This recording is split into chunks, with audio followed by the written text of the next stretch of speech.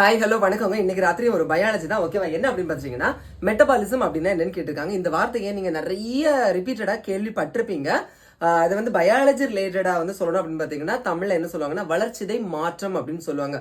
வளர் சிதை மாற்றம், ஏதோ ஒரு இது செதஞ்சி மாற்றம் அடைஞ்சு அது வளர்ச்சிக்கு என்ன பண்ணுது, சப்போர்ட் பண்ணுது. ஓகேவா? அதுதான் வளர்ச்சிதை மாற்றம். ஓகேவா?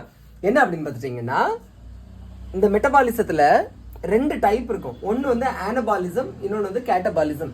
இந்த ரெண்டையும் தெரிஞ்சாதான் உங்களுக்கு மெட்டபாலிசம் தெரியும். ஆனபாலிசம் அப்படின்னா பில்டிங் அப்னு ஞாபகம் வச்சுக்கோங்க, அதாவது உருவாகுது.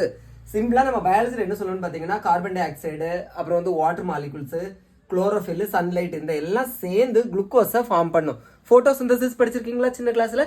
அந்த போட்டோசிந்தசிஸ் என்ன சொல்லுவாங்கன்னா ஆனபாலிசம், அதாவது சின்ன சின்ன மாலிகுல்ஸ்ல இருந்து ஒண்ணு என்ன செய்யுது, உருவாகுது. ஓகேவா? கொஞ்சம் பெரிய மாலிகுல், அதுதான். அதே மாதிரி கேட்டபாலிசம் ஆனபாலிசத்துக்கு அப்படியே ஆப்போசிட், அதாவது ஒரு பெரிய மாலிகுல் சின்ன சின்னதா என்ன செய்யுது, உடையுது. ஓகேவா?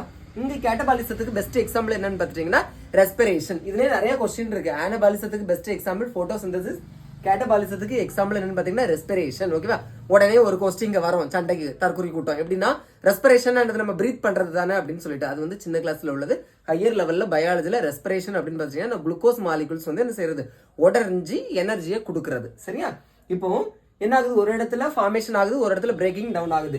இந்த ரெண்டுமே என்ன செய்யுது, நம்மளோட வளர்ச்சிக்கு சப்போர்ட் பண்ணும். எப்படின்னு பாத்தீங்கன்னா இது வந்து ஆர்கானிசம். இப்ப நம்ம வந்து என்ன பண்றோம், சாப்பாடு எடுக்கிறோம், அது நம்ம உடம்புக்குள்ள இருக்கக்கூடிய ஏதோ ஒரு ஆர்கனுக்கு போகுது. அந்த ஆர்கன் நல்லா ஃபங்க்ஷன் பண்ணணும்னா அந்த ஆர்கன்ஸ் ஏதாவது மேடப் ஆகும், டிஷ்யூக்கு போகணும். அந்த டிஷ்யூஸ்ல இருந்து இதுக்கு போகணும், செல்லுக்கு போகணும். ஓகேவா? செல்ல தான் சொல்லுவாங்க தெரியுமா, பேசிக் யூனிட் ஆஃப் லைஃப். அப்போ நம்ம எடுக்கக்கூடிய சாப்பாடு நிறைய வளர்ச்சிதை மாற்றங்கள் எல்லாம் அடைஞ்சு எங்க போகணும், செல்லுக்கு போய் எனர்ஜியை கொடுக்கணும். ஓகேவா? அப்ப இந்த எனர்ஜி கொடுக்க போகக்கூடிய இவ்வளோ வழி, இவ்வளோ இது டிராவல் பண்ணது பார்த்தீங்களா, இந்த இடங்களுக்குள்ள ஆனபாலிசமா நடக்கும், கேட்டபாலிசமா நடக்கும். ஓகேவா?